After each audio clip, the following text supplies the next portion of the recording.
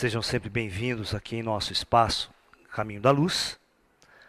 O tema que nós escolhemos para conversarmos hoje com vocês é sobre a compaixão e a gratidão. Esses dois temas, que estão conectados praticamente, mas que é de suma importância como característica fundamental que o ser humano deveria desenvolver em sua vida. O que vem a ser a compaixão? O que é a compaixão? A compaixão é um sentimento nobre, um sentimento de ordem superior, que poucos seres humanos possuem, porque na verdade ele está intimamente ligado a um grau de iluminação do ser. A compaixão é um sentimento que nós possuímos e podemos desenvolver com relação ao bem-estar e à felicidade do próximo.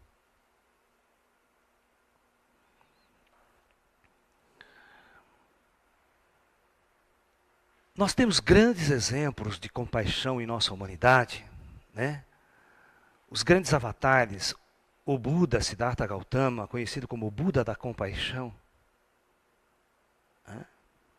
por dedicar toda a sua vida, toda a sua existência, no sentido de promover a libertação do homem do sofrimento.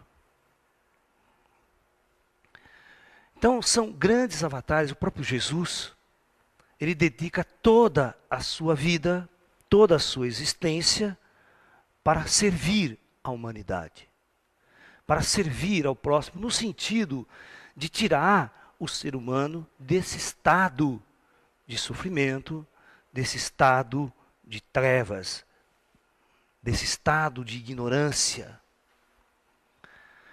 Então, esses grandes homens que dedicam toda a sua existência, todo o seu trabalho, o fruto do seu trabalho, a sua vida para o próximo, nós dizemos que estes vivem realmente o verdadeiro sentimento da compaixão.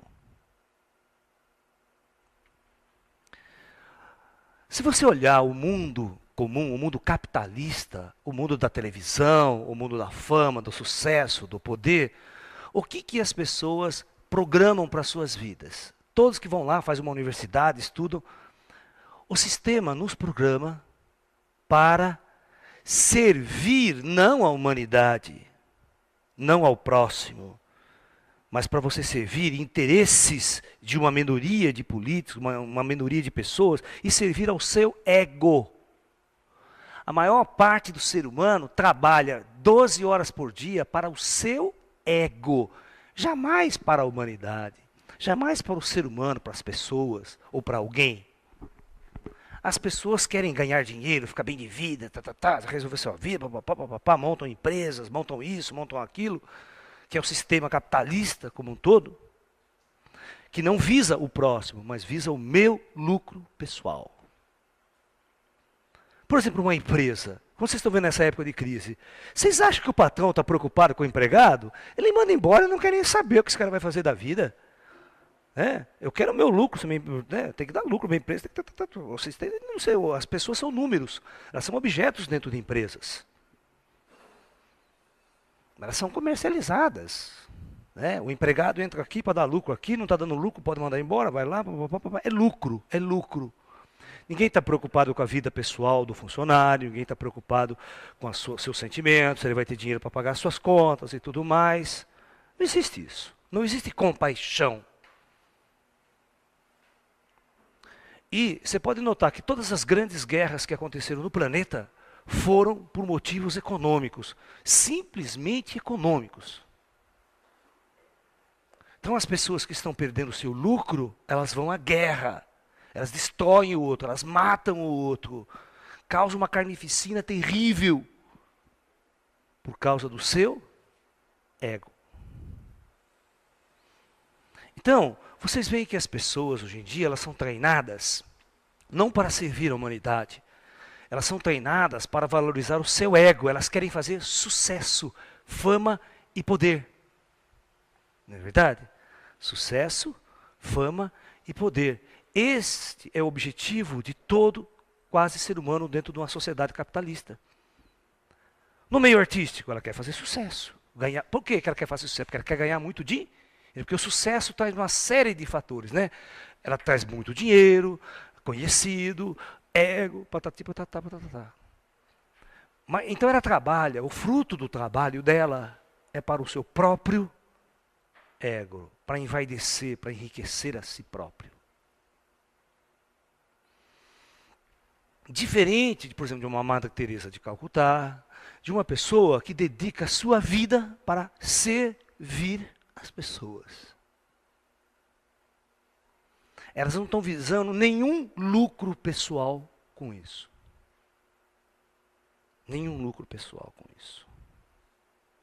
Só seres superiores que estão num estado elevado de consciência vivem dessa forma, vivem para servir ao outro.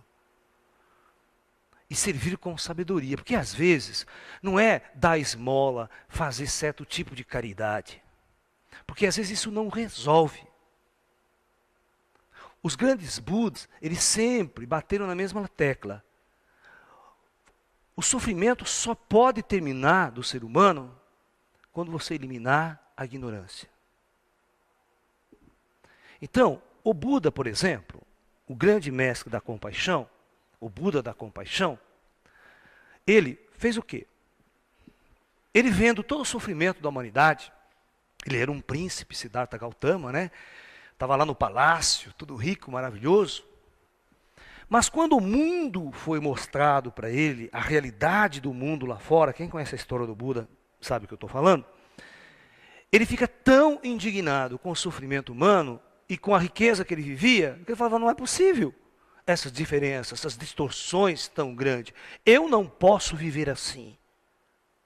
Enquanto existir um ser humano sofrendo, um ser humano vivendo na miséria, que privilégio tenho eu de viver na riqueza e no bem bom? Alguma coisa está errada nessa organização social de príncipes e reis, de poder, de ego, de dinheiro, de exército para manter esses poderes sob controle.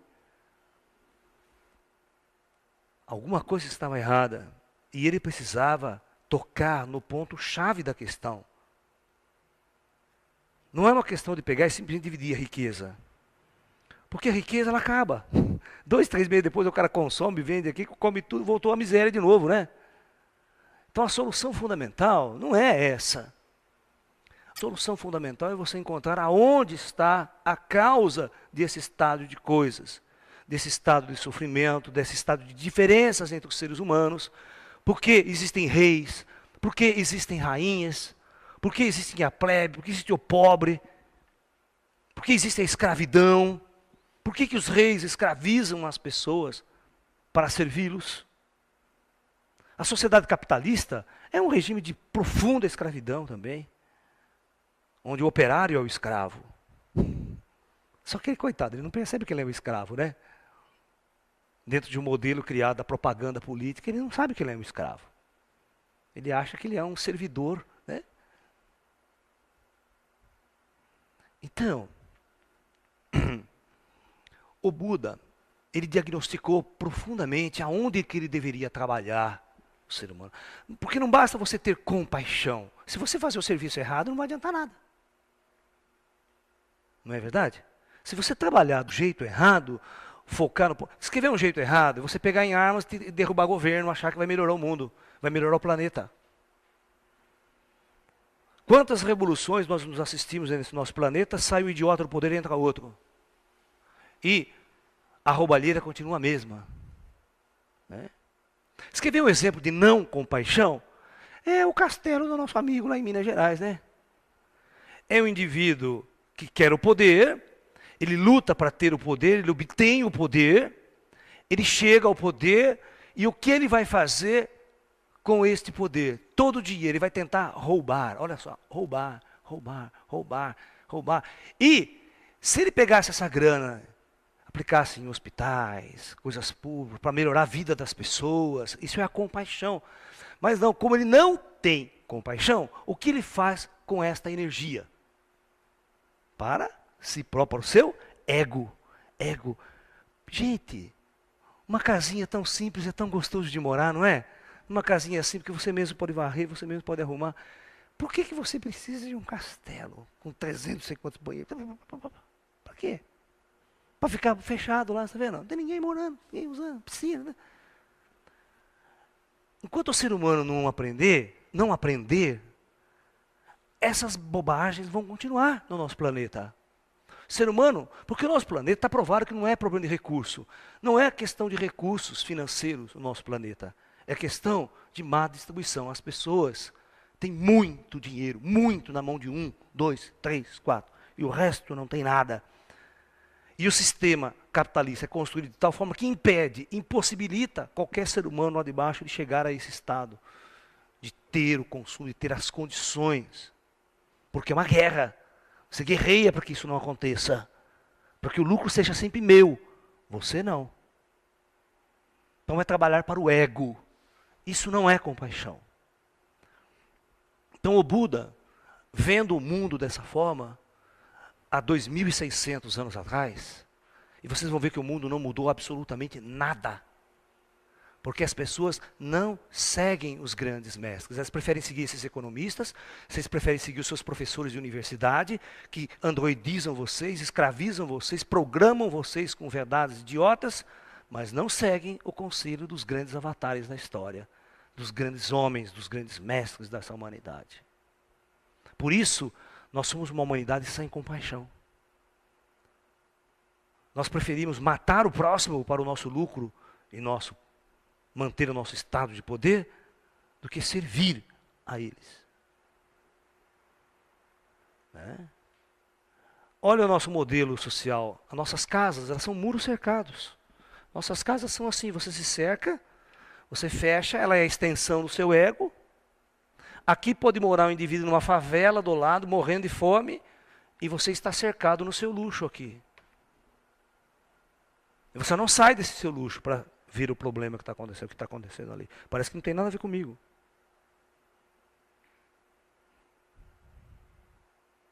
Mas o Buda preferiu sair do palácio. Falou, não vou morar no palácio. Fazer o que nesse palácio? Se o mundo está esse caos, se o mundo está essa confusão e ninguém faz nada.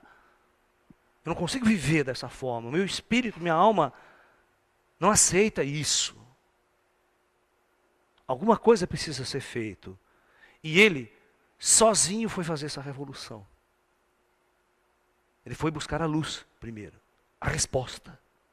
E quando ele encontra essa resposta, ele se ilumina, ele volta para servir a humanidade com sabedoria. Então Buda, no seu processo de compaixão, ele detecta os 4 nobres verdades. As 4 nobres verdades que ele sempre ensinou em sua jornada pela vida. A primeira verdade que Buda sempre pregava: o sofrimento existe. Isso aqui é inegável. É o sofrimento. Ele existe, ele é real. As pessoas que encarnam nesse planeta, elas de uma certa maneira ou de outra, elas vão sofrer. É como se esse planeta fosse um planeta kármico, ou seja, as pessoas vêm resgatar karmas, elas vêm viver situações difíceis para a sua consciência, para a sua alma. O sofrimento é inerente ao ser humano que encarna. Isso ele constatou, observando o mundo. 2. Ele diagnosticou qual é a causa do sofrimento. Por que o ser humano sofre? Qual é a causa do sofrimento?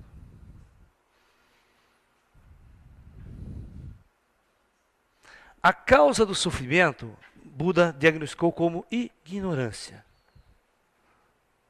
O ser humano sofre porque ele é ignorante. Mas o que ele ignora? O que ele não sabe? Pessoas sabem matemática, sabem física, sabem engenharia, sabem química, sabem biologia, Mas o Buda diz, tudo isso não resolve, isso não é, essa sabedoria é. Você continua ignorante ainda da coisa mais importante. Porque o cara é físico, é matemático, ele faz bomba atômica, certo? Por exemplo, pra você ter uma ideia, tem na história, se você pode verificar na história, eu que sou dessa área da física, convivi muito com isso, trabalhei muito com as teorias de Einstein, até no meu trabalho eu uso muito as ideias de Einstein e tal. O Einstein sempre foi uma pessoa muito humanista. Mas quando o Einstein publicou a teoria da relatividade, ele era um cara assim que ninguém dava nada, ele nem trabalhava de físico, ele trabalhava num lugar de patentes, né, em Berna, na Suíça, ele trabalhava lá, era desconhecido, ele não tinha emprego em faculdade, não tinha emprego em universidade, ele era um zero à esquerda. E ele fez o trabalho dele tudo sozinho lá, trabalhando, e mandou para uma revista para publicar. 6 meses depois que um cara leu, Max Planck leu, que era um físico famoso, gostou do artigo dele e publicou. Aí ele começou a ficar famoso. Aí, com o passar do tempo, ele foi convidado para a academia alemã, né, de ciências, para trabalhar lá. E o presidente dessa academia de ciências era um químico, muito famoso, porque ele tinha sido prêmio Nobel, porque ele tinha inventado o adubo químico. Ele era um químico, ele tinha inventado o adubo químico, ou seja, o adubo químico era uma forma de acabar com a fome no mundo, porque você podia aumentar a produção de alimento, quadruplicar, usando aquela formulação química que ele tinha inventado para adubar a terra. Até aí, maravilha. Porém, esse cara se tornou um grande amigo de Einstein, assim, de conviver junto, de viver com a família, tal, foi o que levou Einstein para essa academia de ciências, tal, papá. Mas quando veio a Primeira Guerra Mundial, aquele nacionalismo alemão violento, e o Einstein era mais um humanista, o Einstein não conseguia entrar com aqueles cientistas, com aquele nacionalismo. E esse cientista inventou a maior arma de destruição em massa da Segunda Guerra Mundial. Ele inventou o gás sarin, o gás mostarda e a arma química. Que num teste, e ele foi até presente para ver esse teste, 5.000 pessoas foram mortas no campo de batalha quando esse gás foi lançado. O Einstein simplesmente chorava. Não podia ver como que um cientista daquele, com aquele renome, podia fazer aquilo com a humanidade. Isso é compaixão? Portanto, o que eu quero dizer para vocês com esse exemplo, que não adianta você aprender matemática, física, química, ser um cientista famoso, conhecer fora. Você ainda é um idiota, você ainda é um ignorante. O que você não sabe, então? Que o Buda quer ensinar para você se libertar do sofrimento. Porque quando você é ignorante, não só você sofre, como você é agente causador do sofrimento. Nesse caso, esse foi um causador um agente com a inteligência, com a sabedoria, mas tudo por causa do ego, porque ele ficava mais famoso, nacionalista, eu sou poderoso, por causa da fama, do ego, do sucesso. Então, o que a matemática, a física, a ciência, a biologia, a psicologia não resolveu? Que conhecimento falta para o homem que o Buda sempre pregava? A ignorância do espírito. Essa é a chave da questão. Simplesmente o homem precisa acordar e descobrir que ele é um espírito usando um corpo. Que ele morre, mas não morre. Que seu espírito continua. Essa vida espiritual, essa essência espiritual ele precisa descobrir. Por isso que na física hoje, eu estou batalhando, o meu trabalho como físico é para descobrir o espírito. Se a física não descobrir o espírito, a humanidade e a ciência vai continuar idiota como sempre. A servir poderosos, a servir governos e a servir o capitalismo destrutivo. A ciência não vai servir para nada. Ela vai servir para causar a Terceira Guerra Mundial. Um holocausto planetário. Sem precedentes na história. Por quê? São cientistas da não compaixão. São cientistas que trabalham para ganhar prêmios, para ser famoso, ego. Universidade hoje é ego. Pode olhar a cara dos seus professores, você vai saber como é que é ego os professores. Eles querem fama, poder, sucesso, se acham todo poderoso.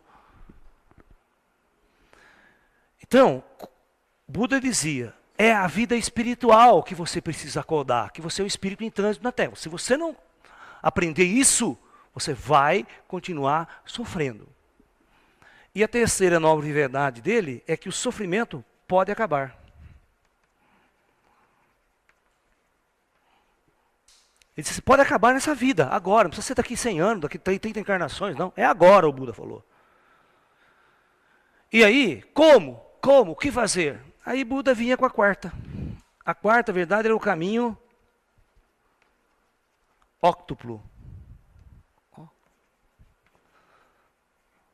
Era 8 sendas, 8 receitas de bolo que o Buda ensinava para que o indivíduo pudesse eliminar a ignorância e encontrar o seu espírito. Uma vez desperto, acaba o sofrimento, você não sofre mais. E você vai ser uma alma de compaixão. As suas atitudes para com o mundo, para com o seu semelhante, não vai ser mais uma atitude, né, destrutiva. Não vai ser uma atitude de escravidão, você não vai escravidar empregados, pessoas, tal. Você está me entendendo? Então é importante que nós possamos acordar para essa realidade. Seguir os grandes Budas, os grandes mestres. Aprender que nós temos que fazer 2 coisas importantes em nossa vida.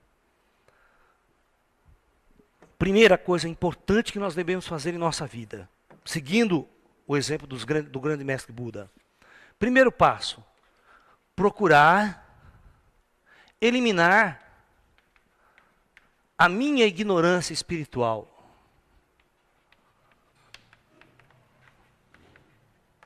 Então, isso é um trabalho que você vai fazer com você.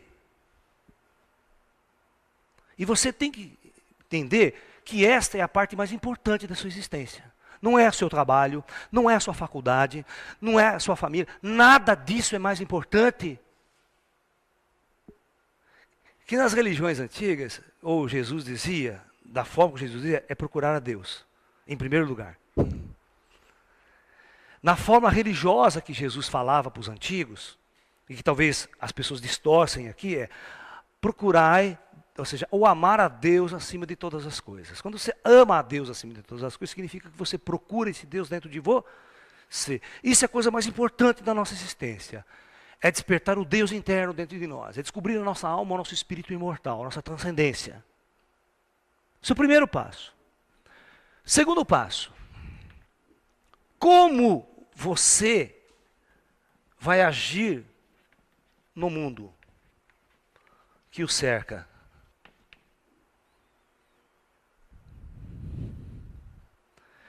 Então, o próprio Buda, nesse caminho óptimo, ele dava a receita.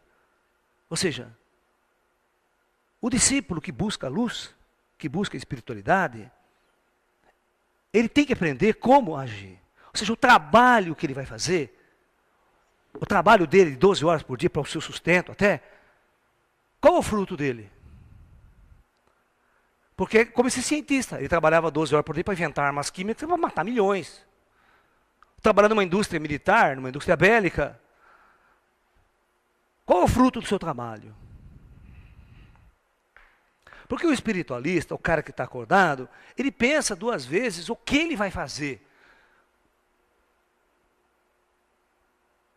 Se aquilo que ele está fazendo vai ser útil, ou bom para a humanidade, bom para as pessoas. Isso é uma forma de compaixão. Porque eu preciso fazer algo bom para o meu semelhante. Algo que vai auxiliá-lo, algo que vai elevá-lo. Porque não adianta, vocês acham que estão fazendo mais quando você monta uma indústria para arrumar emprego para as pessoas. Isso é bobagem. Isso é coisa do mundo antigo. Isso não é coisa da nova era, do novo milênio. Isso é coisa das pessoas, dos políticos babá que acham que dando emprego para a pessoa vai ser feliz e realizada na vida. Isso é o modelo político mais idiota, socialista mais idiota que existe. Por que você acha que o comunismo não deu certo na União Soviética? Porque quando você oferece pão, casa e comida, acha que o cara está realizado. Todo mundo esquece que as pessoas são espíritos, é isso que ela precisa despertar sua alma. Porque quando ela desperta a sua alma, toda a sua ação no mundo vai ser uma ação de amor.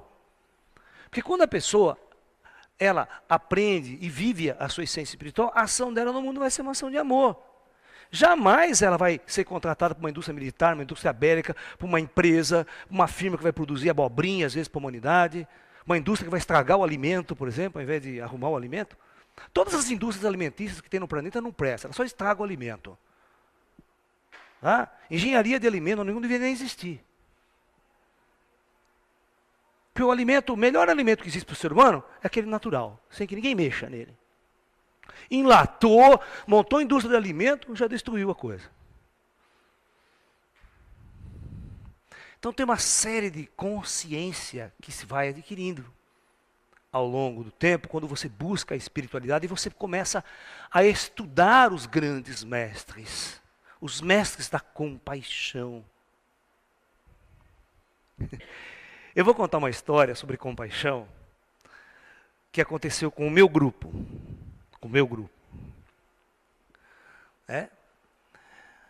E voltado à área de ufologia, com ET. Certo? Então eu tinha um grupo de pesquisas ufológicas, eu era um sensitivo, um paranormal desse grupo, tinha outros sensitivos também que trabalhavam, nós trabalhávamos. E existia uns seres que vinham contatar conosco. Seres, vamos dizer, extraterrestres, extradimensionais. E um belo dia, neste grupo, a gente reunia-se nas montanhas para fazer esses encontros, essas vibrações e trazer essas forças até nós, para nos orientar.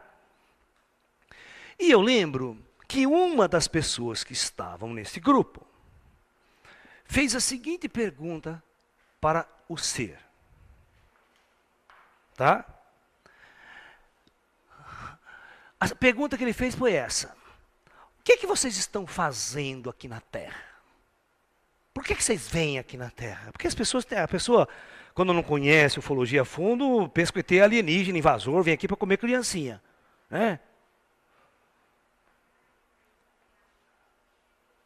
E ele disse, nós estamos aqui para auxiliar a humanidade, para despertar a consciência, para ajudar em tudo o que for possível o homem a se elevar.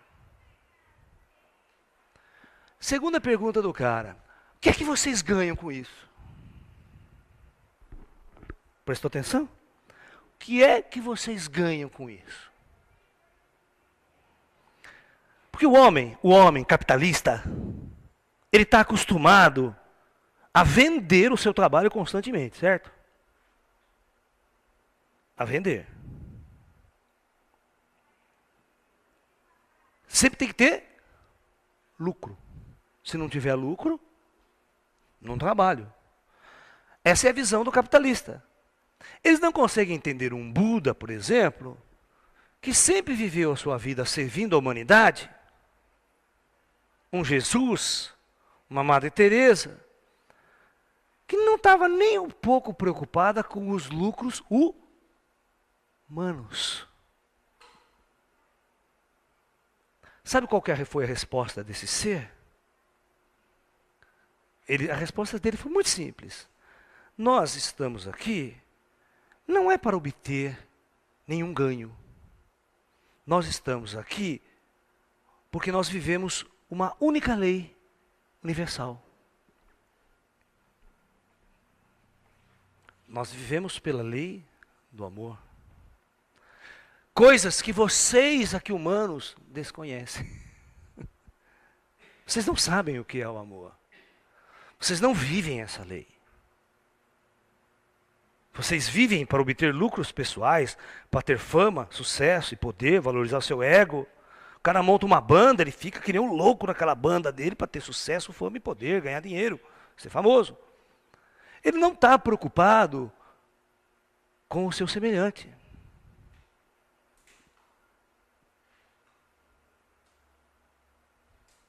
Mas essas forças elevadas do cosmos, esses grandes seres da inteligência, são seres que já saíram desse estágio primitivo, kármico, e vivem em dimensões da luz, onde o que emana lá é a lei do amor. Nós vivemos por amor, nós fazemos por amor, nós servimos por amor. Então esta é a energia da compaixão. De ensinar. Um mestre que pega um aluno, que ensina com amor, sabe que vai demorar anos para o aluno aprender, mas com paciência, ensina hoje uma lição, amanhã outra lição, amanhã outra. Daqui 10, 15 anos, né? Os frutos vão começar a florescer, a brotar. Esse mestre é paciente. Ele sabe que a colheita vem depois do plantio. Você nunca colhe antes de plantar nada.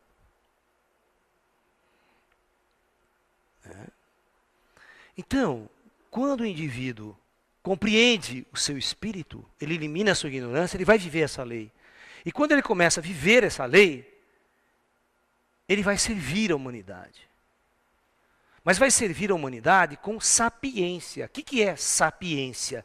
Sabendo qual é o verdadeiro problema daquele indivíduo. É como eu já dizia, né? Não adianta dar o peixe, você precisa ensinar a pescar. Porque dar o peixe simplesmente não resolve o problema. Você precisa ensinar. Por isso que sabedoria é a única coisa que liberta. Por isso que o Buda dizia, somente a verdade vos libertará. A verdade. Mas o que é a verdade? A verdade ela não pode ser dita. Ela não pode ser ensinada. A verdade, ela acontece quando você desperta o seu potencial interno, quando você encontra o seu eu superior, o seu eu divino lá dentro de você. Aí você percebe que você é uma alma, que você não morre. Aí a sua potencialidade espiritual desperta, a sua vidência desperta, a sua clarividência. Você vai perceber o universo numa outra dimensão da realidade. Aí a tua ação no mundo não vai ser uma ação bélica. Não vai ser uma ação belicosa. Você não vai destruir. E eu estou falando isso, não é só com os seres humanos, não, com a natureza, com os animais, com as plantas. As pessoas passam a amar todas as criaturas, todas as coisas. É uma mudança de energia, uma mudança de vibração mesmo. A tua aura toda se modifica. E a ação desses mestres e a ação desse ser vai ser a verdadeira compaixão. É isso que nós estamos falando, uma compaixão.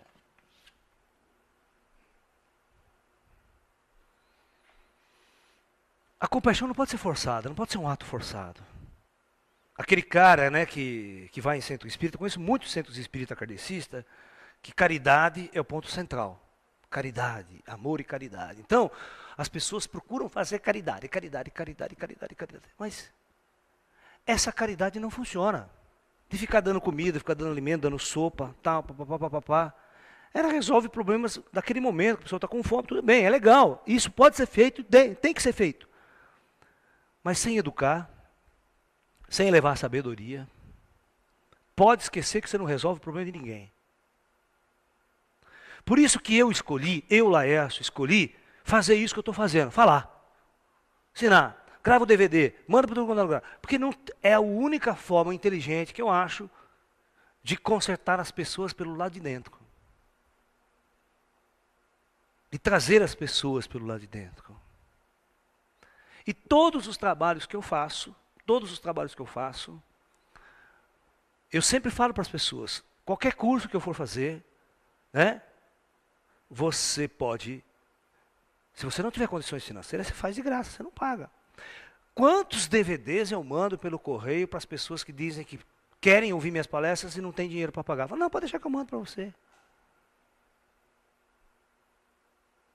Isso nunca foi empecilho. Né? Então eu acho importante que a gente dedique, se vocês não querem dedicar a sua vida toda, pelo menos parte da sua vida, para servir. Eu tenho uma palestra ali também chamada Seja um Serviçal da Luz. Nós precisamos pegar a nossa energia, o nosso potencial de vida, tem muita coisa para fazer. Tem pessoas que ficam, ai, o que eu vou fazer da minha vida? Ai, meu Deus, não sei o que faço. Fico o dia inteiro sem fazer absolutamente nada. E tanta coisa para fazer, para servir, para ajudar a humanidade, ajudar as pessoas. Pessoas necessitadas. E quanta coisa você tem que aprender. A vida não é para ficar jogando baralho no boteco, não, saca? Vai lá na praça, os aposentados de hoje são os aposentados capitalistas, né? Os aposentados do sistema decadente. A única coisa que o aposentado faz é ficar jogando baralho na praça, lá, né? Truco, pá, jogando a vida, esperando a morte, né? Esperando a morte chegar, porque ninguém ensinou absolutamente nada, que eles são úteis, que eles podem ser úteis, que ainda eles podem servir à humanidade, servir as pessoas e servir a si próprio. São androides descartáveis, né? Quem assistiu aquele filme Eu, Robô, do Will Smith? Que é o clássico do... E os robôs aposentados? Você viu os robôs aposentados? Aqueles robôs velhos que não servia? Ficava no lixo lá? Isso é o aposentado da nossa sociedade. Ninguém quer aposentar, não serve para porcaria nenhuma, não produz para a sociedade. Só tem que pagar INPS, o governo que é louco para não pagar INPS para esses caras. Porque só dá gasto, né? Porque a sociedade não vê vocês como almas, como espíritos, como seres humanos. Vêem vocês como objetos descartáveis, útil para o consumo ou não mais útil para o sistema de consumo. Entendeu? Eu não consigo entender, escuta aqui, eu quero que vocês façam essa visão comigo. Aqui na cidade de Limeira e em qualquer outra cidade. Eu quero que vocês vão visitar o posto de saúde central da cidade, é um lixo. As paredes todas com fio e filtração, com bolor e tudo mais, um centro de saúde tal. Agora vai lá no prédio da Receita Federal aqui no Brasil, aqui em Limeira. É mármore até o teto. Mármore mesmo, granito natural, revestido, que custa milhões. Bicho, para comprar esse piso para pôr no chão, que a gente sabe quanto custa um metro quadrado essa traia aqui. Você imagina quanto custa um metro quadrado de uma pedra de granito para forrar a parede externa do prédio, que vai até lá no alto. Para abrigar um monte de burocrata que só sabe roubar e meter a mão e não fazer nada, como políticos e muitas outras coisas mais. O lugar que realmente precisa ter uma higiene, ter um azulejo na parede, porque é serviço público, porque é um hospital, não tem. Por que nenhuma televisão vai fazer isso aí? Vai lá filmar a parede do prédio, quanto foi construído, e vai lá no posto de saúde e vê a miséria que é um hospital, que não tem médico para atender, que está todo mundo na fila, pelo corredor. E por que tem dinheiro para fazer um prédio com mármore até o pescoço? Isso se chama compaixão? Por isso que eu estou falando, onde que você aplica os seus bens, o dinheiro, a energia? Se o espírito não tiver consciência, ele vai fazer isso. Você percebe que qualquer prédio vagabundo, com um arzinho condicionado, já estava bom para funcionário trabalhar e fazer arrecadação federal. Não precisa ter um prédio com mármore até o teto. Aquelas arquitetura faraônica.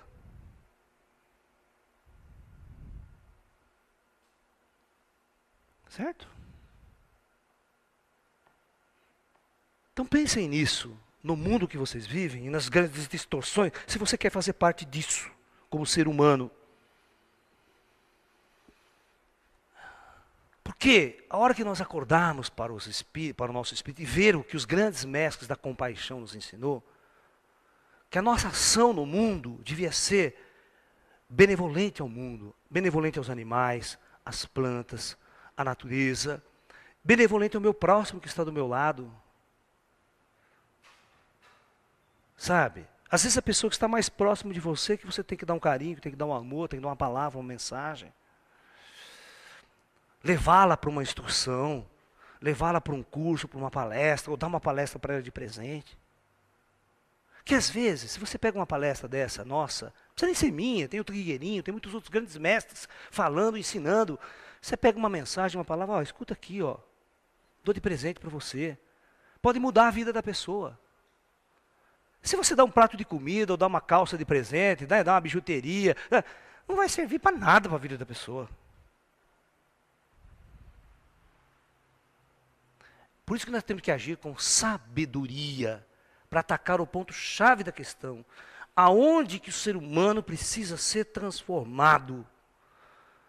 Não adianta pegar movimento político, sair na passeata na rua, para bandeira, quero meu emprego de volta. Isso é tudo bobagem. Não vai transformar o mundo, não vai resolver as questões da humanidade.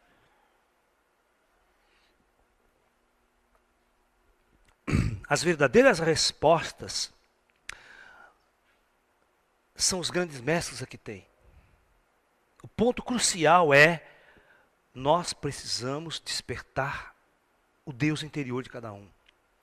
Nós precisamos acordar as pessoas para o espírito que todos nós somos.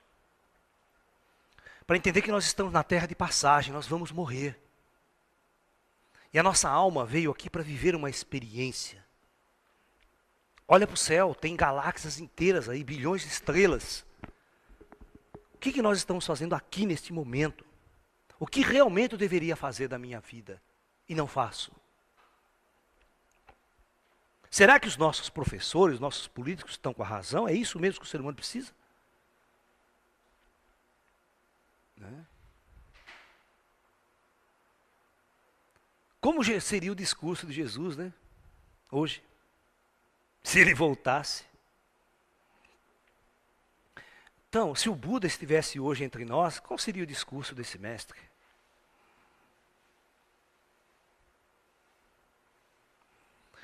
Eu acho que existem muitos mestres da luz hoje, nos ensinando, nos dando diretrizes em nosso mundo. A gente tem que acordar. E nós precisamos fazer mudanças em nossas vidas. Mudanças, transformações. Procurar tempo para investir em nós. Porque vocês podem perceber, o sistema não dá tempo para vocês não. Eles botam você 12 horas para trabalhar numa indústria, simplesmente para você ter um salário, para ter o que comer e mal morar em algum lugar. Tá? Os jovens então, que não são abastados, tem que trabalhar o dia inteiro e estudar de noite. Aí fica 15, 20 anos da vida dele nessa jornada. Que é a área de maior potencial de sua vida, energético. Não se dá tempo para ele pensar. E o que se ensina para ele é um monte de abobrinha, um monte de bobagem. Porque, na verdade, ciência é importante. Mas a ciência deveria vir depois do espírito. Aí sim a ciência poderia servir à humanidade. Você primeiro tem que despertar a consciência espiritual, a bondade, o amor, desenvolver esse lado do ser. Depois você ensina a ciência para ele. Mas ciência sem espiritualidade é devastação, é destruição, é escravidão, porque os mais fortes, mais poderosos vão escravizar os mais fracos. É o que a potência nuclear americana hoje faz com o resto do mundo, né? Escraviza, bombardeia onde ele quer, destrói onde ele quer, porque ele tem poder. Ninguém mexe comigo. Impõe a sua força, impõe a sua política, impõe a sua vontade.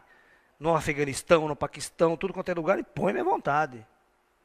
Você tem que fazer do meu jeito. Seguir a minha política, o que eu quero. Então eles dirigem o mundo pelo poder. Mas nunca pelo amor. Você quer ver um exemplo típico disso? O Dalai Lama é considerado hoje um dos Budas da compaixão. O Dalai Lama. Um homem vivo. Certo? Qual foi o discurso que ele deu essa semana passada na televisão, nos 50 anos, né, da Revolução Tibetana, que ele teve que partir do Tibete? De exílio. Simplesmente ele disse o seguinte: a China transformou o Tibete num inferno na Terra. Porque não éramos uma sociedade baseada no espírito. A política era o espiritual. O líder político era um líder espiritual. Aí vem a China, destrói tudo isso que existia sentado no espírito, para enfiar uma política totalmente materialista, totalmente baseada num comunismo atrasado, decadente, que não vai levar a nada à humanidade, matando o espírito de vez, matando milhões de tibetanos, destruindo mais de 6.000 mosteiros que existiam no Tibete, pondo ao chão os mosteiros, e transformando o Tibete exatamente naquilo que é a China comunista hoje em dia, em qualquer parte. Para um homem como o Dalai Lama, que via que a base fundamental da transformação planetária seria isso, ver isso morrendo, sendo destruído por esse poder militar, por essa ideologia poderosa do materialismo, do dinheiro, da economia,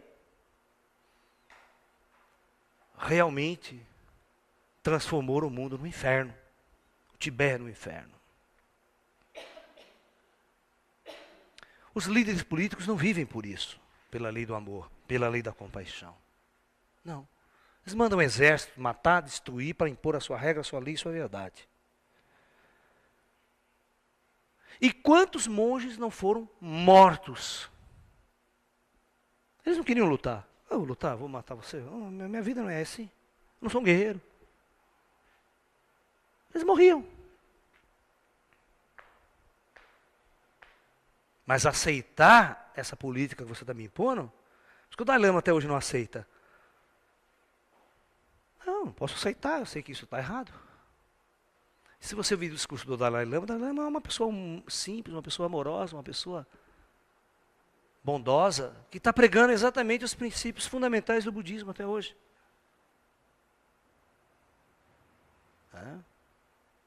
Mas nós vivemos num planeta kármico, um planeta denso, um planeta difícil. Levar essa verdade, essa mensagem para a humanidade, não é uma coisa tão simples. É um desafio também.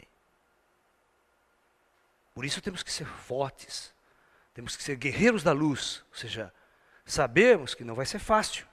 Nós vamos ter muitas dificuldades a enfrentar, mas nós temos que lutar pelo que a gente acredita e pelo que realmente o ser humano precisa, necessita. Ele necessita de luz espiritual. Qualquer outra coisa deve vir em segundo plano. Mas ele precisa de uma verdade espiritual. E a compaixão é a base fundamental da transformação planetária.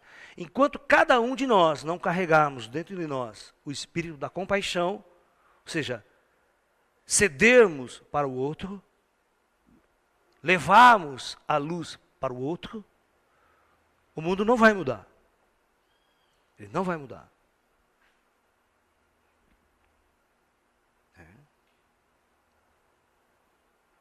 Ok? Muito bem. Agora nós vamos falar da gratidão em cima de tudo isso.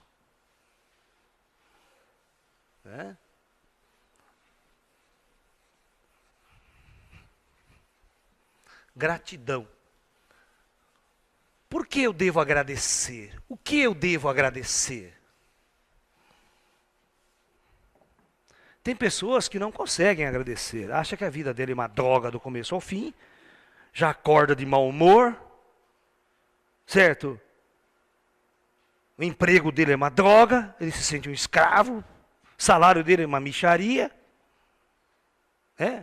tomou um pé na bunda do namorado ou da namorada, está completamente mal, tudo é uma droga, minha vida é uma droga, estou depressivo o tempo todo, vivo à base de remédio, não saio da farmácia, não saio do terapeuta, não saio do médico, toda semana consulta no médico. E não sabe qual é a causa disso, né? Aí ele fala assim, não tem por que agradecer. Eu tenho uma pessoa, eu estou falando isso porque isso aconteceu essa semana comigo, tá? Que eu cheguei para a pessoa, não, você devia agradecer a vida. Ele falou, não, eu vou agradecer, eu não tenho nada para agradecer. Minha vida é uma merda, minha vida é uma droga. Eu falei, comecei a coçar a cabeça, falei, por onde que eu vou começar aí, né? Sabe? Tudo é ruim na vida do cara para ele, né? Ele não consegue vislumbrar, né? Ele não consegue vislumbrar que a primeira coisa na qual nós devemos aprender a agradecer, primeira coisa é a vida. É estar vivo. Esse é o primeiro ponto. Estar vivo aqui, neste planeta, significa uma grande oportunidade de vivermos uma das maiores experiências para a nossa consciência. Não importa se você a julgue ruim ou boa, mas ela é uma grande experiência para a nossa alma, para o nosso ser. Se você está sofrendo ou não sofrendo, não importa. O sofrimento também faz muito bem para a alma, de vez em quando.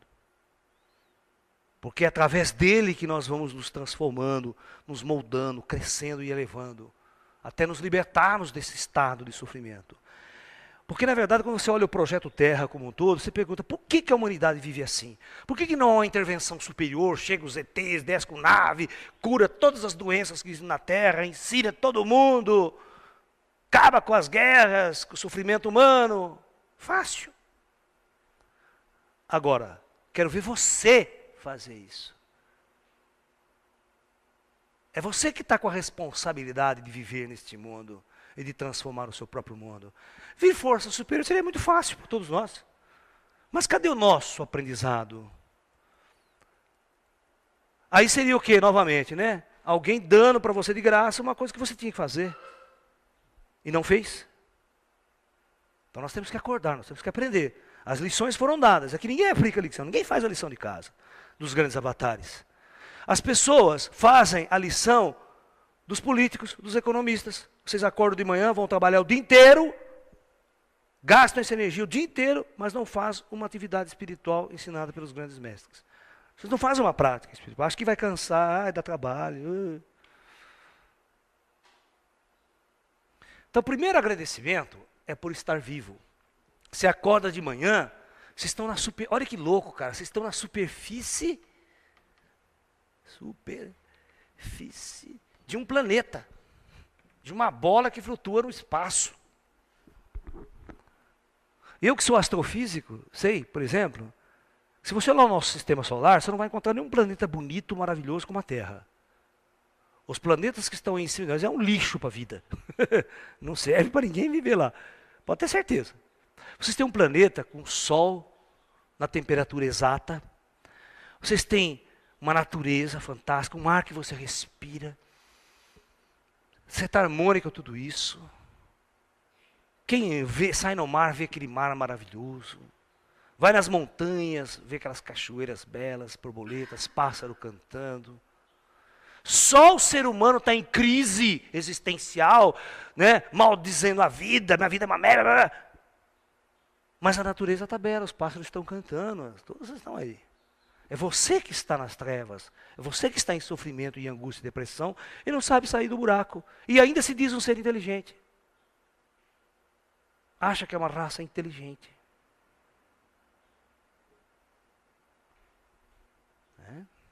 Uma vez eu fui num programa de televisão, a discussão era sobre ufologia, sobre ET, sabe? Isso foi na Bandeirantes ainda, lembro da Silvia Popovic, faz tempo isso. Aí, tinha uma rodada final lá, né? A rodada final. Eu era o último, cara, para responder. Então, eu tinha 1 minuto só para a rodada final. Né? E a pergunta que a Silvia Popovic colocou para todo mundo responder, vocês realmente acreditam que existe vida inteligente fora da Terra? E todo mundo foi dando opinião. Quando chegou na minha vez, ela repetiu, professor, o senhor acredita, o senhor como físico, o senhor acredita que existe vida inteligente fora da Terra? Eu falei assim, fora da Terra eu acredito, aqui na Terra é que eu duvido muito.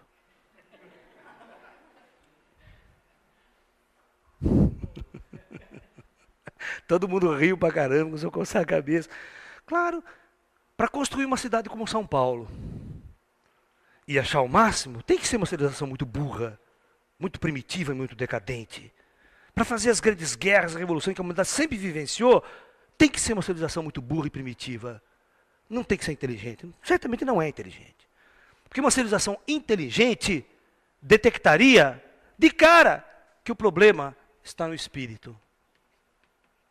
E resolveria esse problema da noite para o dia, todo mundo viria em paz e amor, beleza, para sempre. Então, o ser humano é muito burro, porque não detectou o problema. Os físicos, com mais equações na cabeça, não detectaram a causa fundamental do problema humano, da raça humana, que é esse. Por isso que, pelo menos em física, eu comecei a trabalhar em cima disso. Porque chegou um momento na minha vida, na física, que eu dentro da universidade, eu achava aquilo tão idiota, os físicos tão idiotas, trabalhando em coisas tão idiotas, para servir um sistema político, fruto do trabalho do ego, todos os cientistas querendo ganhar prêmio, escrever isso, querer ser famoso, mas ninguém realmente querendo servir a humanidade. Falei, estou fora, não posso ser, não, meu lugar não é aqui. E saí fora da universidade, fui viver a outra busca espiritual, dedicar minha vida ao meu espaço holístico, ao meu trabalho espiritual. Isso foi em 82. E nunca mais voltei para o sistema. E quando eu percebi uma oportunidade de usar a física como uma ferramenta de demonstrar a existência do espírito, falei, é aí que eu entro. Agora sim eu posso entrar. Mas eu estou entrando de uma forma totalmente, que nem o Einstein, sabe? Completamente fora de uma universidade, completamente fora do sistema, tá? Estou jogando as coisas do meu lugar para lá. Porque quando você vive uma experiência espiritual, você sabe do espírito. Quem está dentro de uma universidade, trancando, vivendo um sistema, ele jamais vai investir a física dele no espírito. Porque ele não vive a espiritualidade. Ele não vive, ele não sabe o que é. Ele não pode construir fórmulas para o espírito, porque ele não sabe o que é. Esse tipo de físico jamais vai fazer uma revolução espiritual. Mas existem muitos físicos que estão começando a mudar. Por exemplo, eu recebi... eu tenho recebido muitos elogios por parte de alguns físicos em cima desse trabalho sobre física quântica e espiritualidade, que estão achando interessante continuar essa porta, esse caminho, essa coisa, para poder criar dentro da intelectualidade um núcleo de pensamento espiritual, que é importante a descoberta do espírito, até para a ciência. Então, veja bem, nós estamos na superfície do planeta. Eu devo agradecer a isso todos os dias. É uma coisa muito louca se você pensar. Você começa a pensar, bicho, esse planeta está girando em torno do Sol todo dia, gira em torno de si mesmo, está numa temperatura exata, tem água, tem tudo nas condições exatas para eu existir. E eu ainda não consigo agradecer a essa existência, acho que tudo isso é uma grande merda. Não é.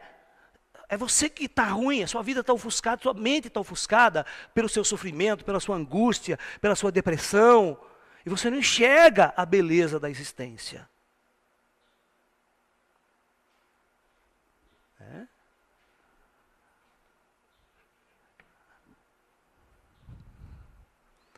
Agora, se você vive no ego, para o seu ego, para engrandecer o seu ego, você vive para acumular riqueza,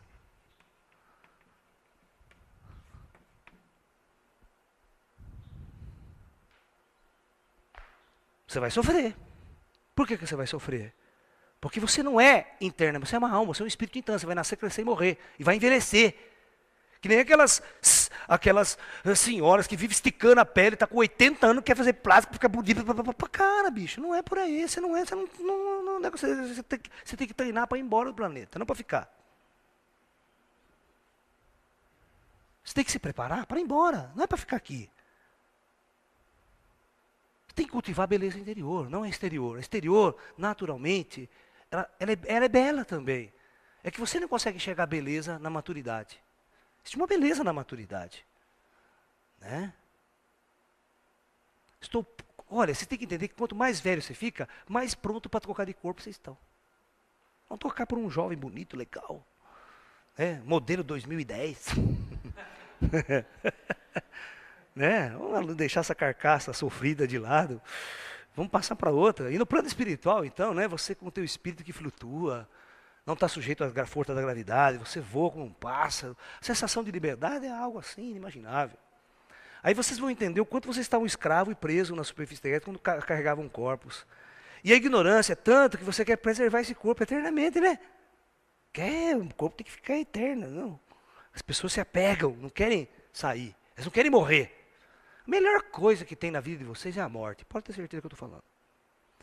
Mas se sua vida for bem vivida, você tem que aprender a viver ela legal. Agradecer a vida. A morte não é o fim da vida. Nunca foi. Por isso, quando você morrer, agradeça a morte. Falou, graças a Deus eu morri. Obrigado, meu Senhor. Agradecer. Né? Agradecer. Tem uma história zen muito interessante. Tem um mestre zen. Um mestre zen. Ele estava com o templo dele lá, caindo umas paredes, velho e tal. E ele precisava de dinheiro para reformar o mosteiro. Uma grana para dar uma reformada lá no mosteiro. Né? Então ele fez uma campanha pedindo doações à comunidade, né? Para arrumar uma graninha para a gente consertar o mosteiro. Aí veio um comerciante rico, milionário, né? Muita grana, uma sacolinha de grana, de dinheiro, né? Chegou assim para o monge, para o mestre, e deu a sacolinha de dinheiro. O mestre recebeu, né? Mas não agradeceu. não falou muito obrigado, não agradeceu pro cara. Falou, só pegou o dinheiro e falou, muito bom. O homem falou assim, o rico ficou chateado por o cara não ter agradecido, nem olhado dentro do pacote para ver o que tinha, quanto tinha. Falou, mas olha, mas meu senhor, olha, o senhor viu quanto é que eu estou doando aí? É muito dinheiro que eu estou doando aqui. São tantas peças de ouro e tá. O mestre, que bom. Mas não agradeceu. O monge não agradeceu. Ficando indignado, o homem rico, o homem do ego, novamente insistiu, mas meu senhor, o senhor tem que perceber, é muito dinheiro que eu estou dando, mesmo por eu que sou um homem rico, é muito dinheiro que eu estou doando. E ele, muito bem. O senhor não vai agradecer, não? Falou, eu? Agradecer? Por quê? Aí o monge fala assim, quem doa é que deve agradecer, não quem recebe.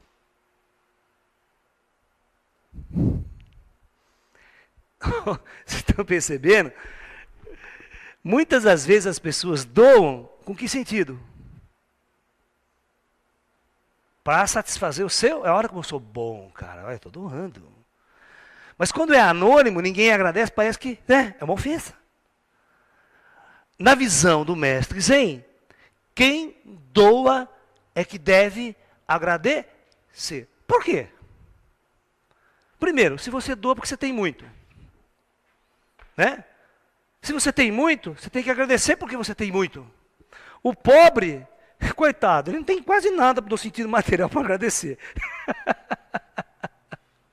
Certo? No sentido material da coisa. Então, o cara, quando doa, é porque tem muito. Ninguém doa o que não tem, pode ter certeza.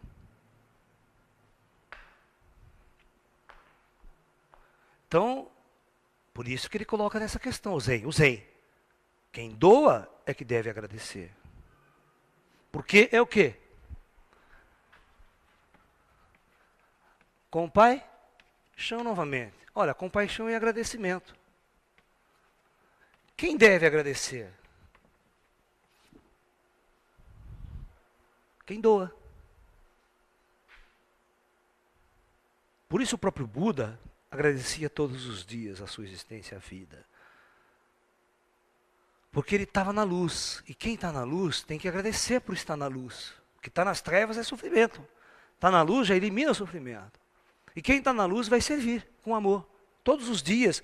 Sem precisar de nenhum agradecimento. É igual a história do ET. Não estou aqui para ganhar nada. Não é um comércio, não estou comercializando. Não estou trabalhando aqui para obter lucro, nem ganhar dinheiro, nada. Porque senão, você conhece aquela história, tem muita gente que faz caridade porque ouviu falar que vai receber em dobro.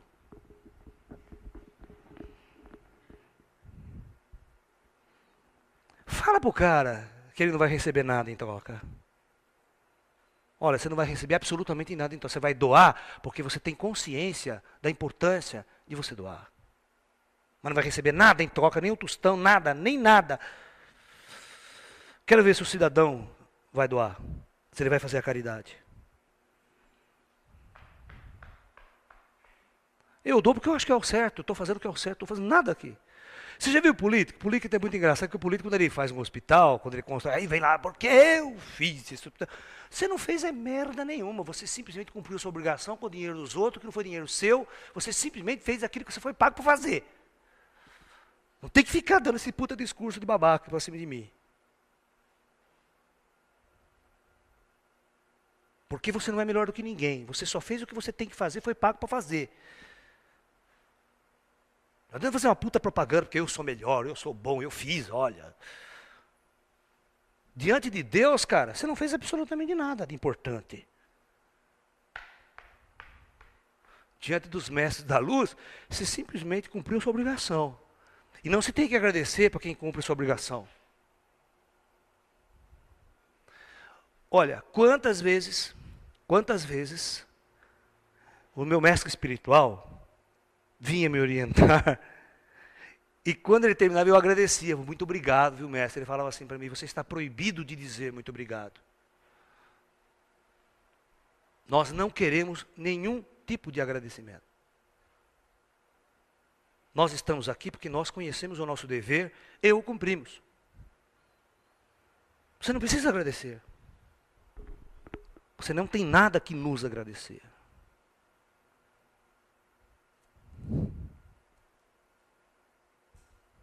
Quantas pessoas eu conheço aqui nesse mundo que faz alguma coisa, mas você viu que a pessoa é mal agradecida, viu, Laércio? Só eu fiz tudo para ela nem agradeceu, nem olha para minha cara. Ah, eu falo, você estava esperando agradecimento, então você fez esperando alguma coisa, né?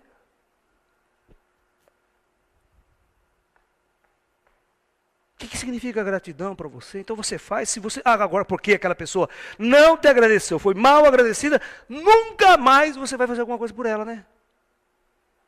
É mesmo, que aquela pessoa, não vou fazer mais nada por ela. Fala, maravilha. Estou entendendo então de onde vem a sua compaixão.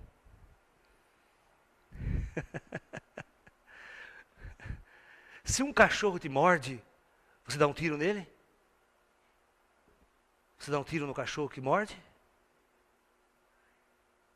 Eu já vi muitos vizinhos meus querer matar os meus gatos porque subiu no carro dele. Porque está veneno, querer matar, porque subiu no carro dele, vai dar uma riscadinha no carro. Ah, o gato fez xixi aqui, vou matar esse gato. Eu falo, pô, que interessante, porque ele fez cocô aqui, vai matar meu gato, né?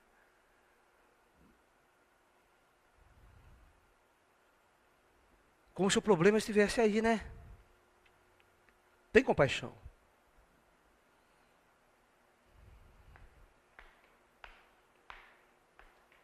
Então, veja se as suas atitudes para com o mundo ainda estão no seu ego. Porque muitas pessoas fazem caridade no ego, viu? Pensando em receber algo, pensando em ser reconhecido.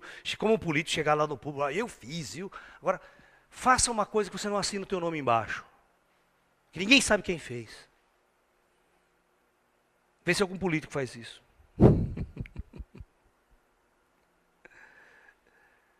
O ser humano, ele sempre quer reconhecimento. Reconhecimento significa agradecimento. Todos trabalhavam para ganhar prêmios e ser reconhecidos. Todo cientista é assim. Se você olhar as vidas dos maiores cientistas, eles eram egos.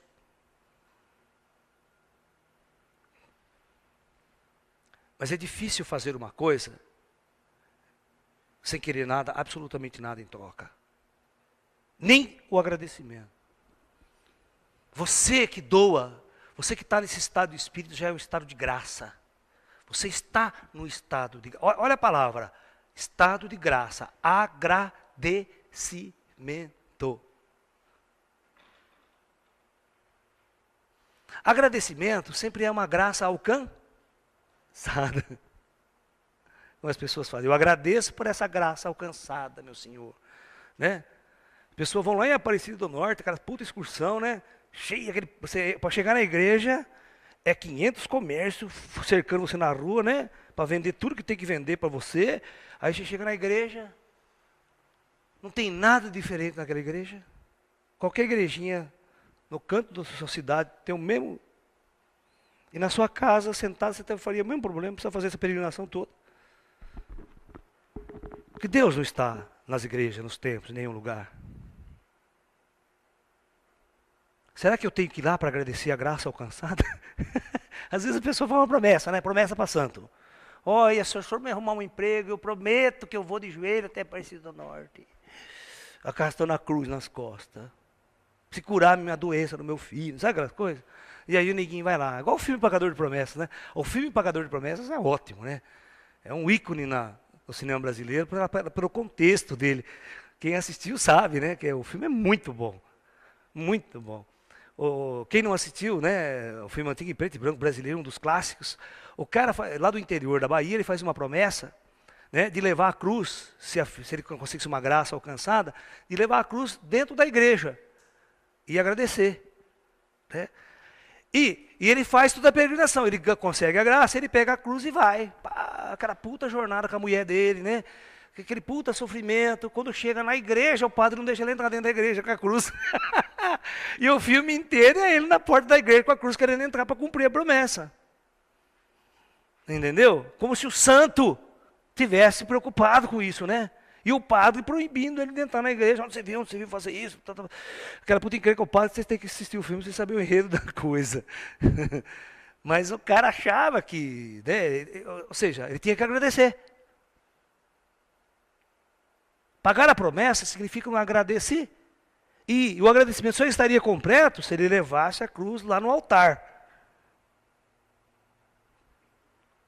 São as distorções que nós aprendemos nas religiões que nós aprendemos. Aí vem o sofrimento, né? Você viu que o sofrimento é causado pela ignorância? O cara tem que arrastar aquela puta cruz, aquele puta sofrimento, aquele sol. Ele demorou dias, semanas viajando com aquela cruz nas costas para chegar na igreja e pagar a promessa. Como se é isso que o santo e os mestres da luz realmente queriam dele. Se ele soubesse, não, que as verdadeiras forças superiores não querem nem que você agradeça. Porque quem doa, quem serve, é que deve agradecer.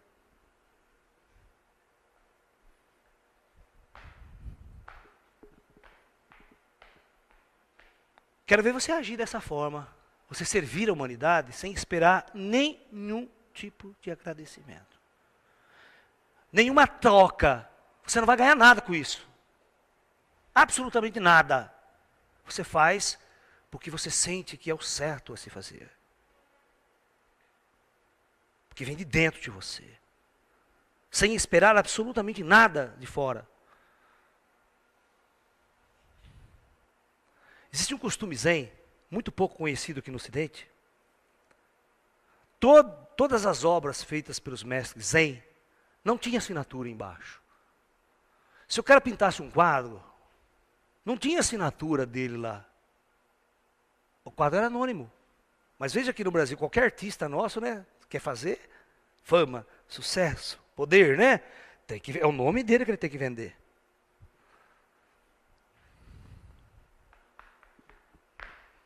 Nenhuma obra ou escultura, nenhuma obra feita. Por exemplo, se você pegar o Zen todo, você não tem história quase, você não sabe quem é quem.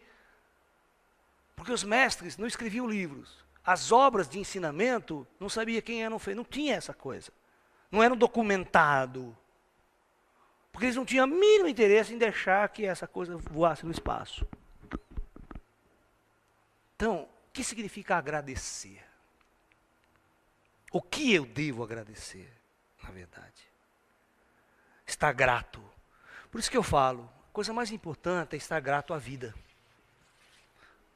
Eu estou vivo, eu estou aqui vivendo, aprendendo, posso servir, posso ajudar. Posso crescer, posso respirar, posso sentir, posso amar, posso sofrer também. Por isso que o Tao Te Ching, ele coloca muito bem a questão do Yin e do Yang, entre dor e prazer, essas duas coisas estão no mesmo nível das coisas. Entre dor e prazer, sofrimento e felicidade. Eu lembro uma vez que, numa reunião espiritual nossa, um dos alunos chegou ao mestre, ele estava muito angustiado e depressivo. E ele pergunta assim, ele fala para o mestre, mestre, eu estou muito angustiado, né? Eu estou muito amargurado, eu estou sofrendo muito. O mestre simplesmente riu e disse assim para ele, que bom, o que seria da felicidade se não houvesse a tristeza?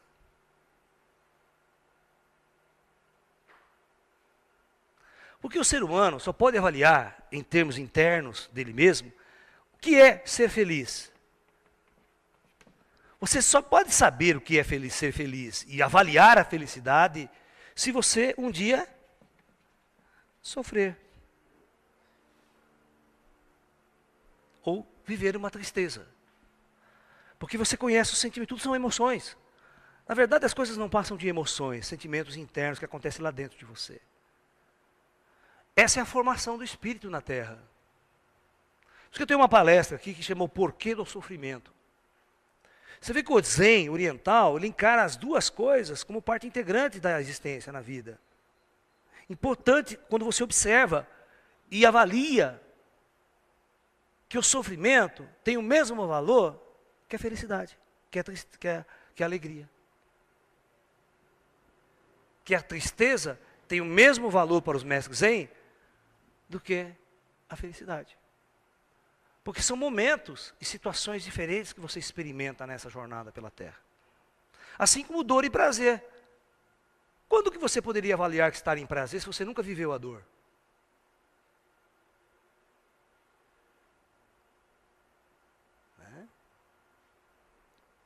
Então, basicamente, gratidão.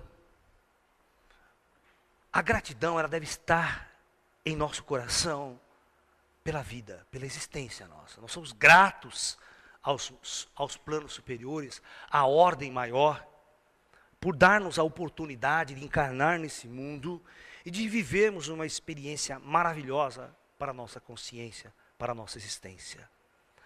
E temos que ter a confiança e a certeza que ela é passageira. Essa experiência, por mais dolorosa e sofrida que em certos momentos ela possa aparecer, ela tem um fim. Ela termina, ela cessa.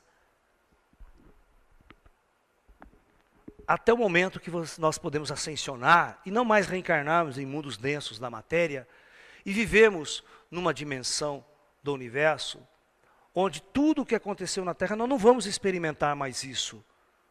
Porque não vai fazer mais parte da nossa realidade. E tudo vai ficar em nossa memória como uma experiência trazida daqueles mundos densos que nós habitávamos. Eu acho que quando nós passamos a ter uma consciência espiritual mais profunda, uma consciência sobre o ser extenso que nós somos, nós podemos avaliar com mais precisão a nossa experiência humana na Terra. E aí nós vamos agradecer. Agradecer ao grande arquiteto por ter criado esse mundo, esse planeta, de tal forma e tal condições que a alma pudesse usar um corpo físico para viver uma experiência na superfície desse mundo. Isso é um grande presente. Nós recebemos esse corpo como um presente do cosmos para vivermos uma experiência na superfície deste mundo. Só por isso nós devemos estar gratos. Tudo mais que existir na vida devemos estar gratos. O sábio aceita tudo o que lhe acontece, tudo. Agradece tudo o que lhe acontece. Tanto as coisas boas que ele julga boas, quanto as coisas que ele julgam ruins para a sua vida. Porque todas essas ferramentas moldam o seu espírito e elevam a sua consciência para um estado superior. Ok? Então, quando você junta compaixão e gratidão, você tem o homem superior. Quando você tem um ser que sabe que deve agradecer a sua existência e a vida, por mais dificuldades que ela tenha, esse ser está vivendo um estágio superior. E esse ser vai ser pura compaixão. Tudo que fluir dele vai ser para o bem da humanidade, vai ser para o bem das pessoas, para o bem dos animais. E o verdadeiro sábio, ele trata uma formiga com a mesma importância que ele trata um ser humano. Ele trata um cão, um gato, com a mesma importância que ele trata um ser humano. Ele não vê distinções. Ele ama e é compassivo. Ele tem compaixão para todos os seres vivos, para todas as formas de vida. Ele não vai conseguir comer carne, matar um animal para se alimentar. Nós vamos fazer uma palestra sobre o amor aos animais. O caminho do homem superior. Um ser com profunda compaixão. Por isso que os tibetanos, os dalais, eles não comem carne, né? Aí vocês vão entender por quê. Por causa da sua compaixão. Ele não consegue matar, viver da morte, da dor, do sofrimento dos animais. Ele não vai conseguir fazer isso. Esse amor já preserva a vida. em todos os níveis. Mas é preciso ter consciência dessa compaixão, de onde ela vem. Ela é fruto de um estado de consciência, de um aprendizado superior, de você viver realmente em função do Espírito. E um ser assim não se escraviza. Um ser assim não se vende por dinheiro, por títulos, por rótulos, por fama, por sucesso, por poder. Né?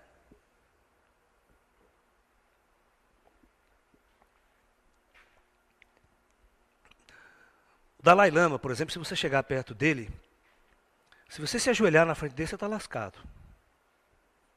Ele não deixa.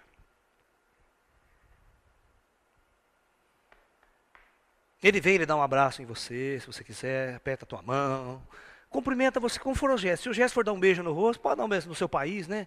Seu costume. Ele entra no costume do país. Porque ele nunca se considerou uma pessoa melhor ou mais importante do que ninguém. O verdadeiro sábio, ele se alinha por baixo. Nunca ele se coloca por cima. O verdadeiro sábio convive com os seres mais humildes. O verdadeiro sábio não permite que ninguém se ajoelhe na frente dele.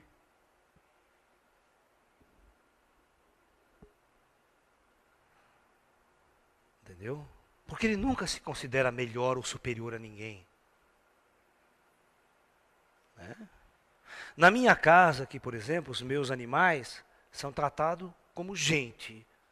Porque eles são gente, eles não são animais. Os gatos, eles estão aqui andando, vai lá na cozinha, vai no meu quarto, deita na cama, dorme na cama. Tem pessoas, né, vê o cachorro vai entrar dentro de casa, sai dentro de casa, vai aqui no lugar do cachorro, vai embora aqui, vai. Meu gato, ele vai lá na cama, deita, se estica. A casa é dele também. Da mesma forma que a gente acha que a casa é nossa, né? Mas a gente nunca é dono de nada. Você acha que a gente é dono de alguma coisa? Né? Principalmente quando você compra uma terra, né? Eu sou dono da terra. Bobagem, né? Sou dono, é meu. Que é meu? Como é que você vai ser dono? Você vai ser dono do planeta, cara, da superfície? Amanhã você morreu, você está fora daqui. Não existe nada seu. Você não pode possuir as coisas. Você está utilizando os objetos aqui que foi nos dado para vivermos uma experiência. Por isso eu não julgo que as coisas são minhas. A minha cama não é minha cama. Minha casa, ela não é minha casa. Por isso que todos vocês estão aqui. Porque essa casa ela não é minha, ela é nossa. Nós estamos aqui. Quando você se julga que ela é tua,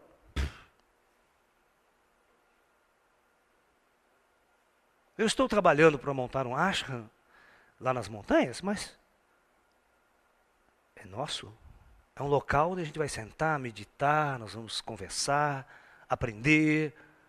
Nós vamos viver juntos o aprendizado. Não tem nada, nós não podemos possuir nada nesse mundo. Por isso que os animais são donos também. Né? Você vai ver a arca do Lalá, lá no nosso ashram. É bicho de tudo quanto é lado. Vai ter cabrito, carneiro, gato, cachorro, galinha, tudo solto. Você vai ver galinha e gato entrando pela cozinha, passada, correndo para cá. É uma beleza. Um desses vocês vão entender por quê.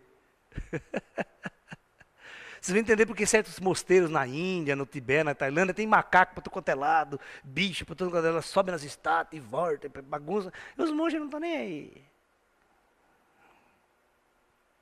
Né? Imagina um cachorro entrando numa igreja que sai escorraçado.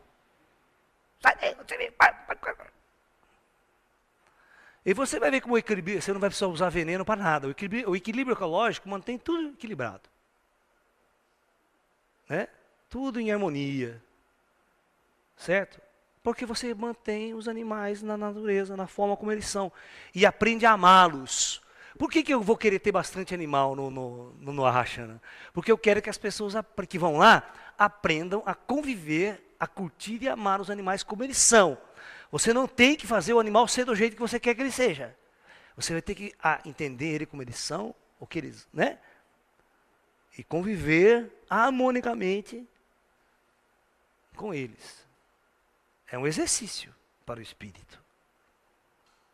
Né? E você vai ver como eles são gratos a você. Os animais são gratos. Quando você dá uma comida para ele, nossa, eles te agradecem. Né? Basta que a gente aprenda a criar essa energia que sai do coração. Você vai vibrar essa energia de amor. Quanto mais você vibra, quanto mais você vive, você cria esse exercício dentro de você, você vai ver que você não consegue entrar em conflito com nenhuma criatura mais. E as coisas vão estabelecendo uma harmonia ao seu redor. Porque com inteligência você cria esse equilíbrio, essa harmonia. Ok? Então é isso, gente. Por hoje é só. Namastê a todos, muita paz.